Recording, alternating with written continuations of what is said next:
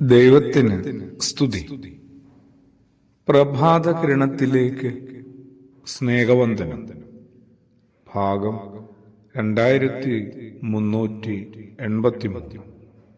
ഇന്ന് ജൂലൈ മാസം 10-ാം തീയതി, ഈ ആണ്ടിലെ 191-ാമത്തെ ദിവസത്തിലെത്തി.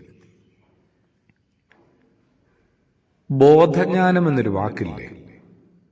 പ്രത്യേകിച്ച് ഭാരതത്തിന്റെ ഉപനിഷത്തുകളില്, ഇതിഹാസങ്ങളിലൊക്കെ ആവർത്തിക്കുന്ന ഒരു പദവും കൂടിയാണ്. ബോധജ്ഞാനമുള്ള മനുഷ്യരുടെ ഏറ്റവും വലിയ പ്രത്യേകത എന്താണ്? അവർക്ക് യേശുവിനെ ഓർമ്മിപ്പിക്കുമാറ് മനുഷ്യരുടെ മുമ്പിൽ മാത്രമല്ല, സകല ചരാചരങ്ങളുടെ മുമ്പിൽ ആദരവോടെ നിൽക്കുന്നവരാണ്. ആരാണ് ഈ ബോധജ്ഞാനമുള്ളവർ?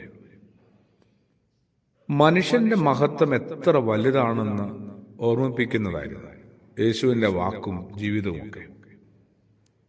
തന്റെ മുമ്പിൽ വന്ന ഓരോ മനുഷ്യനെയും യേശു എത്ര കാര്യഗൗരവത്തോടെയാണ് പരിഗണിച്ചത്. അതുകൊണ്ടാണ് സാധാരണ ജനങ്ങളൊക്കെ ഇത്രമേൽ യേശുവിനെ സ്നേഹിച്ചത്. അന്നവിടെ ഉണ്ടായിരുന്ന ആത്മീയ ഭൗതിക ഗുരുക്കന്മാർ എല്ലാവരെയും പരിഗണിച്ചത് എങ്ങനെയായിരുന്നെന്നറിയാമോ? തങ്ങളെക്കാൾ താഴ്ന്നവരായിട്ടാണ്. ആ ഒരു കാലത്താണ് എല്ലാവരുടെയും തോളിൽ കൈയിട്ട് നടക്കാനായിട്ട് യേശു ധൈര്യപ്പെട്ടത്. ഒരാളുടെ തെറ്റുകൾ പോലും അയാളെ നിന്ദിക്കുന്നതിന് കാരണമാകാൻ പാടില്ല എന്ന് ശഠിച്ച ഒരാളുടെ പേരാണ് യേശു.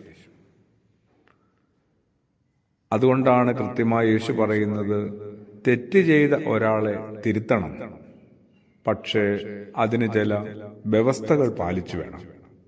വ്യവസ്ഥ എന്താണ്? അയാളും നീയും തനിച്ചായിരിക്കുമ്പോൾ. വിശുദ്ധനായ മത്തായി ശ്ലീഹായുടെ സുവിശേഷം 18-ാം അധ്യായത്തില് അതിശ്രേഷ്ഠമായ തിരുവചനം ഒന്ന് അന്വേഷിച്ച് വായിച്ച് കണ്ടെത്താമോ?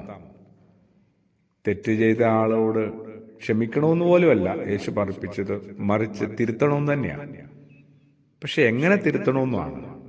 അയാളും നീയും തനിച്ചായിരിക്കുമ്പോൾ.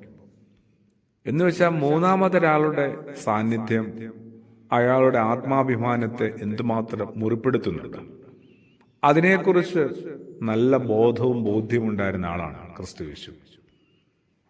അത്തരമൊരു സാഹചര്യത്തെ ഒഴിവാക്കാൻ തന്നെയാണ് യേശു വളരെ ബോധപൂർവം തന്റെ മുമ്പിൽ കൂടിയ ജനത്തെ പഠിപ്പിക്കാൻ ശ്രമിക്കുന്നത്.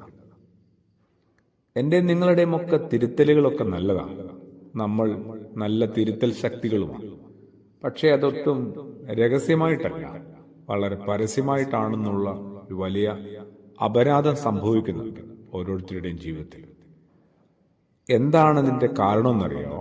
ഒരു ഇന്റിമസി ഇല്ല എന്നുള്ളതാണ്. ഒരു അടുപ്പമില്ലാത്തത് കൊണ്ട് സംഭവിക്കുന്ന ഒരു പാളിച്ചയാണ്. കുറെ കൂടി ഹൃദ്യമായൊരു അടുപ്പമുണ്ടായിരുന്നെങ്കിൽ, കുറെ കൂടി അതൊരു സ്വകാര്യതയിൽ, അയാൾ നഷ്ടപ്പെടാതെ അയാളെ നേടണമെന്നുള്ള നിർബന്ധത്തിൽ സംഭവിച്ചേനെ. ആമേൻ.